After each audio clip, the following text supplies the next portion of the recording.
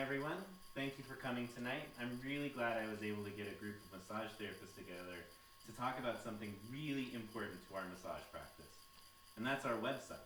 The AMTA, or the American Massage Therapy Association, says that 7 out of 10 massage therapists currently have a website and online advertising that they use to promote their business. However, they note that the vast majority of those websites are not optimized to be found by search engines, which is the primary way that a client looking for a massage online would find you. In order to optimize your website for the search engine, it's actually fairly easy, but it can be really, really expensive. We're talking $500 to $2,500 per website in order to optimize it. But wait! If you listen to my 3 easy concepts, you can do it all yourself for free, without spending a penny. Today we're going to talk about creating good content, creating nice, applicable keywords, and using an appropriate structure that makes it easy for the search engine to read your website. I know that sounds really abstract and big, so we're just going to jump into the first one, and I think it's going to become pretty clear. When we start talking about a website, we're primarily talking about the words that are on the page. Imagine, if you will, that you can't see pictures, that you don't know what color it is, the nice music in the background, you can't hear it, you have no ability to view a video.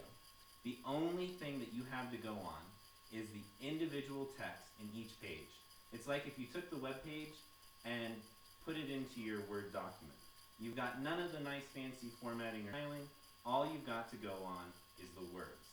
That's essentially how a search engine reads your page. So you can imagine then that the content becomes really important. And there's a few guidelines for creating that content. The first guideline is that each page needs to have 300 to 800 words on that page. That may sound like a lot, but it's actually really important. If you're less than 300, a search engine is going to assume that your website or web page is pretty much useless, right? There's not enough content there, A, for it to understand what's on the page, because there's just not enough for the algorithm to chew through, and secondly, that it's probably not useful to a visitor who would be going to your site because there's not enough information for them. So you have to put in at least 300 pages, at least 300 words. Even if it's primarily a picture gallery, each picture needs words describing it, because Google can't see pictures. On the flip side of that, anything more than 800 becomes kind of daunting for a reader and truly won't do anything for your web page, because Google has a tendency to stop reading after a certain point. And so when you're above 800 words, it doesn't really care what the rest of it says. The second guideline is to always keep your website fresh. And what we mean by fresh is that you're adding and revising content, and we'll take it in that order. Adding content is important. You should be adding new and interesting things to encourage people to come back and see what's there. Imagine if you got a newspaper every day that was almost all the same as the paper that was before. You wouldn't read it, you wouldn't buy it, you wouldn't keep going back to it, and Google knows that. And they use the same basic idea and apply it to websites. So you have to be generating new content. But even more important than that is you have to revise your content.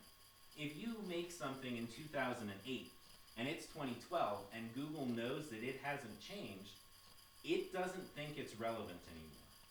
And so if you're revising the information on your web page about once a month, once every few months, Google knows that you are actively managing that page and will give it much more credibility. Finally, the third guideline for that content is you should always keep your keywords in mind. Oh wait, I haven't told you about keywords yet. What's a keyword, you might ask? A keyword is an individual word, or more likely a phrase, that a customer would use to find you online. So we, as massage therapists, would always be trying to rank for massage. But to be honest, that's kind of a bad idea. There's over 300,000 searches monthly just for the term massage across the country. Most of those 300,000 searches aren't relevant to you. And even if you manage to rank for massage, you're probably not going to get highly qualified traffic that's probably going to schedule actual service. So we need to add things to this individual thing to create what's called a long tail keyword, or basically a keyword that is actually a phrase. And a good rule of thumb is always to take your service and add the location and any modifier that you can think of. So we'll begin with massage, because that's what we do, but I'm going to add New Orleans because that's where my practice is. And so I might use New Orleans massage in my website and say it's a blessing to be a New Orleans massage therapist.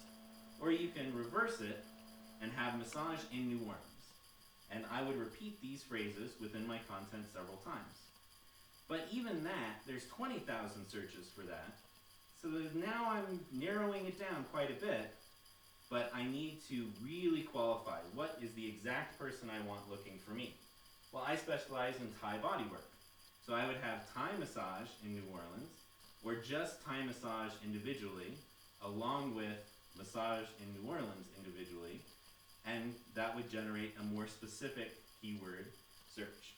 But I also think I have a great price structure, so I want to highlight that I have affordable massage in New Orleans, and I would also then use just affordable massage, and I might even use affordable Thai massage as another alternative. And so that's given me 6 or 7 pretty good specific keywords just for my business. The second step is to use those 3 or 4 the 6 keywords 3 to 4 times on each one of your pages. Remember, pages are ranked individually.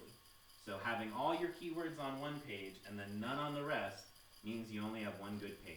And so you want them on each one of your pages 3 to 4 times. So now we're creating good content.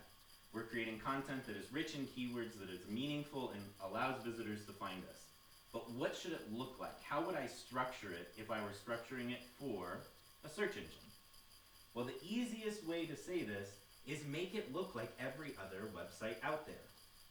Basically, you have sections of text with a header at the top, or a title. That tells Google that there are blocks of text and that there's a summation of that, and so it gives lots of importance to the headers. However, there are a few basic do's and don'ts.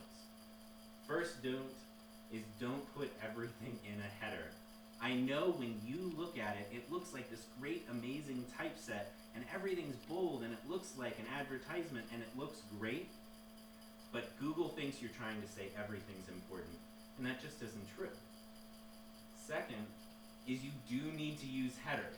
Having just a big, long list of paragraphs is not telling Google what is the important information. What should it pull out of that text to help rank the page? The second set of do's and don'ts has to do with links. You should be using links in your website to link to other parts of your website so that Google has a natural path to follow as it's reading your website. Kind of like a choose your own adventure book, right? However, you don't want to stuff a whole bunch of key links in there, because then Google's thinking, man, this guy's really just trying to scam me. And so use it only where it's relevant, and use a link only where it really helps the reader to get more information. Whew, that was a lot of information. That was like a pretty big download. But we can make it really simple, and there's a few nice, quick takeaways that I want you to remember. That on a basic level, create content that people want to read and that is easy for people to read. Because if it's easy for people to read, Google will probably be able to read it. But if we want to be a little more nuanced about it, we need to remember content, keywords, and structure. When we talk about content, it needs to be fresh, new, useful information that is at least 300 and around not more than 800 words on each one of those pages. When we talk about keywords, those keywords should be relevant to you, and always be thinking, what would my client search for me? How would they do that? What words would they use to describe me? And you can always resort back to the basic formula: service plus location plus modifier gives you a good keyword. Finally, we talk about structure. Basically, just don't be too creative. Use a basic structure that looks good and is semantically relevant, and you'll be fine. To end, I think it's important that we keep the big goal in mind. The goal isn't to have an amazing website.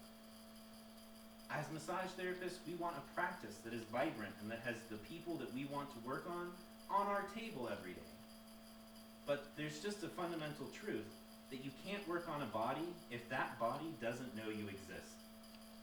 So, generating a good website is just another way for people to be able to find you to create the practice that you really want. Good luck.